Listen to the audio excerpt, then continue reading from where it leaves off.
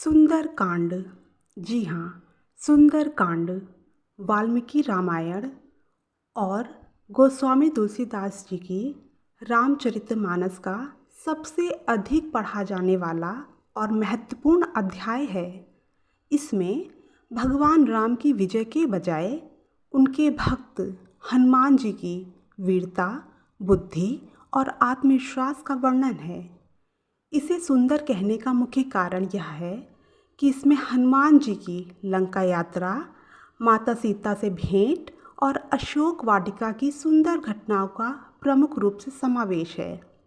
सुंदर कांड से जुड़ी कुछ ऐसी अनसुनी और रोचक बातें जो बहुत कम लोग जानते हैं। सुंदर कांड का नामकरण का यह रहस्य यह है कि लंका त्रिकूटाचल पर्वत पर बसी थी। यहाँ 3 पर्वत थे, सुबैल, नील और सुंदर। माता सीता को अशोक वाटिका में रखा गया था, जो सुंदर पर्वत पर थी। इसी कारण, जी हाँ, इस कांड की मुख्य घटना यही हुई, इसीलिए इसे सुंदर कांड कहा गया।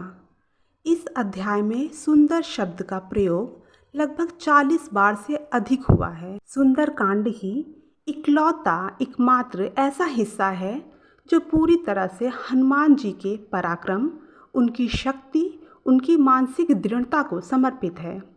इस कांड को आत्मविश्वास बढ़ाने का सबसे बड़ा आध्यात्मिक स्रोत माना जाता है।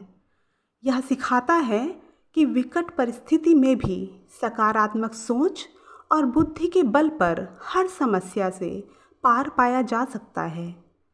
भारतीय सनातन परंपरा में जब भी घर में कोई नया कार्य या पूजा पाठ होता है तो सबसे पहले सुंदरकांड का पाठ करने की मान्यता है, क्योंकि इसे सकारात्मक ऊर्जा लाने वाला माना जाता है। एक और मान्यता है कि हनुमान जी की माता उन्हें प्यार से, प्रेम से सुंदर कहकर बुलाती थीं, इसलिए इस अध्याय का नाम सुंदरकांड रखा गया। रामायण के अन्य अध्यायों में संघर्ष है, शोक है, परंतु सुंदरकांड वह अध्याय है जहाँ से श्री राम के कष्टों का अंत होता है और विजय की शुरुआत होती है। सुंदरकांड यह सिखाता है कि कोई भी प्रभु का नाम, जी हाँ, श्री राम का नाम लेकर खुद को समर्पित करके कोई भी कार्य करेगा तो उसे सफलता अवश्य मिलेगी।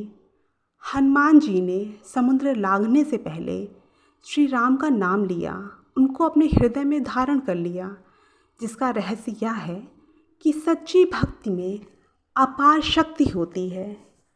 सुंदरकांड पाठ के लाभ बहुत विशेष हैं। जी हाँ, बहुत ही विशेष हैं। ज्योतिष और धार्मिक मान्यताओं के अनुसार यदि नियमित तौर पर सुंदरकांड का पाठ किया जाए तो इंसान के मन का भय दूर होता है, मानसिक शांति मिलती है और शनि व राहु जैसे ग्रहों के अशुभ प्रभाव कम होते हैं। सुंदरकांड को संकटों को दूर करने में अत्यंत प्रभावी माना गया है। धार्मिक विद्वानों और ज्योतिषियों के अनुसार यदि आप सुंदरकांड का पाठ स्वयं कर रहे हैं तो इसे सुबह ब्रह्म मुहूर्त में प्रातः 4 बजे से 6 बजे के बीच में ही करना उत्तम माना गया है।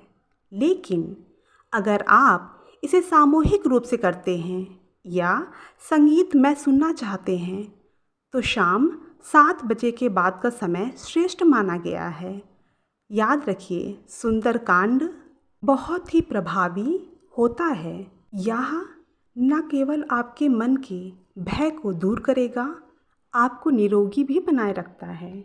इसका नियमित पाठ आपके जीवन में आए हुए संकटों को दूर करने में बहुत प्रभावी होता है।